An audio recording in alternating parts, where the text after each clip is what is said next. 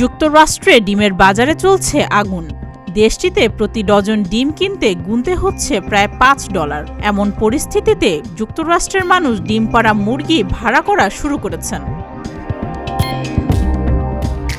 মার্কিন যুক্তরাষ্ট্রে ডিমের দাম বাড়ার কারণে নিউ হ্যাম্পশায়ারের রেন্ট দ্য চিকেন নামের একটি প্রতিষ্ঠান 6 মাসের জন্য মুরগি ভাড়া দিচ্ছে।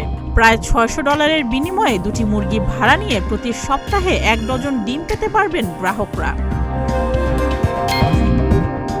ডিম কেনার চেয়ে মুরগি ভাড়া নেওয়াই সাশ্রয়ী মনে করছেন অনেকে, কারণ গ্রাহকরা বাড়িতেই তাজা ডিম সংগ্রহ করতে পারবেন। আবার অনেকে মুরগি পালন করতেও পছন্দ করেন। ডিমের সরবরাহ কম থাকায় মুরগি ভাড়া নেয়ার ব্যবসা যুক্তরাষ্ট্রে বেশ জনপ্রিয়তা লাভ করেছে।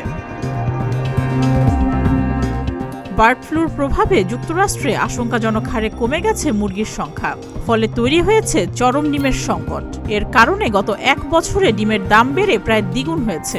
বার্ড ফ্লুর সংক্রমণ একবার ছড়িয়ে পড়লে খামারে নতুন মুরগি আনতে এবং পুনরায় উৎপাদন করতে কয়েক মাস লেগে যায়।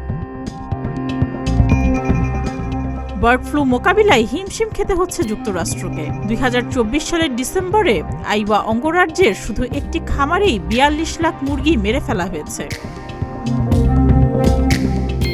মার্কিন কৃষি বিভাগের তথ্য অনুযায়ী 2022 সাল থেকে বার্ড ফ্লুতে যুক্তরাষ্ট্রের 50টি রাজ্যে 150 মিলিয়নেরও বেশি পোল্ট্রি মুরগি মারা গেছে।